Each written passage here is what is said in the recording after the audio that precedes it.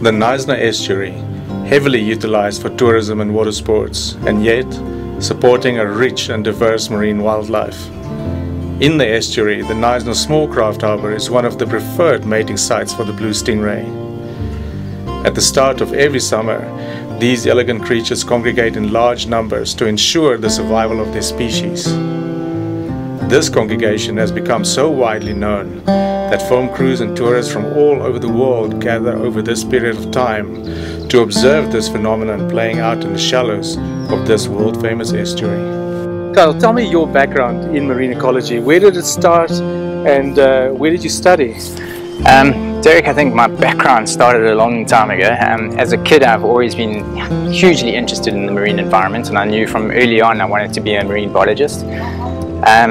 So I followed the dream, so to speak, and I ended up studying at Rhodes University at the Ichthyology and Fishery Science department there. And yeah, it just took off from there, and now I'm working in an environment I love. So that's excellent. It's so good to love something that you do for your work, actually. But the reason why we're here is because of these guys. There's one there. Oh, there you can see one right there, yeah. These stingrays come into this area, and a lot of people refer to them as blue spotted stingrays, but that's not true, right? No, they are often referred to as blue spotted, but they're actually just the blue stingray. Yeah. Blue spotted stingray, as the name says, has more round blue spots on it, whereas you see these are sort of almost like lines on it. And the blue spotted ray is also, it's a rounder ray, and this is really sort of the very western side of their distribution, so they're not really common down here at all. Whereas the blue ray that we're seeing here, it's an endemic to the southern African region, basically from sort of Algoa on the west coast around to Mozambique on the east coast. And this is right in the middle of their distribution. Why do they come into this shallow area? They prefer the sort of sheltered sandy bays and beaches. Coming into the estuary here is probably more than likely going to be a breeding and a feeding thing combined together. Generally not really associated with estuarine environments, but because Knysna it's a huge estuary, and with a really wide open mouth, this is like could be almost seen as a very good environment for them in a sheltered bay. It's like a huge bay that protected, very little water movement for them, so especially in the marina around here. And this will be a great opportunity for them to be breeding and feeding with limited sort of predator. That's exactly what I was going to say. They don't have a lot of things in here that eat them. Exactly. Yeah. So very good environment for them. Yeah. So how many do they lay eggs, or are they live bearing?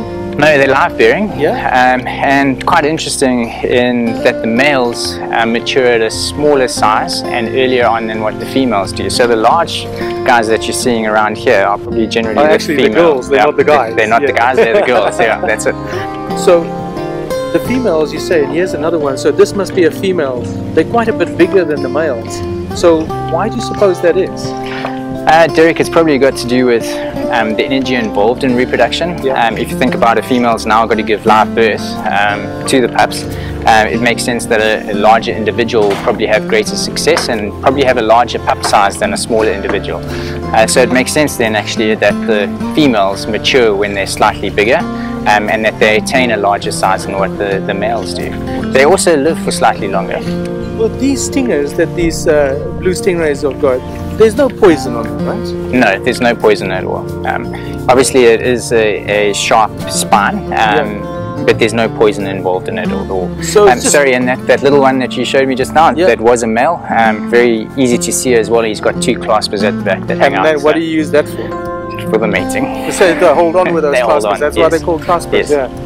And so this stinger that they've got on their tail, it's just surrounded with like a mucous membrane that will maybe cause infection and stuff like that. It's not a poison. No, that's a good point. It's not a poison at all. But obviously you're having a foreign body sticking you, and that foreign body might leave some of that mucus that you mentioned behind it, and then you could have second infection. So they're not going to come around and look for something to put their spine into. It's going to really be if you're really harassing them and then you're in the wrong area. It's going to have to be a case of somebody trying to hold onto them or stand on them or something like that, and then keeping on doing it. And keep on doing it. They'll just move away.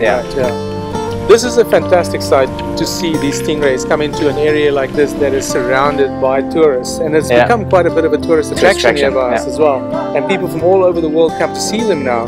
You know, seeing it in an environment like this, it creates a greater awareness about what there is underneath the ocean. If you have a look out, you know, you can't see it.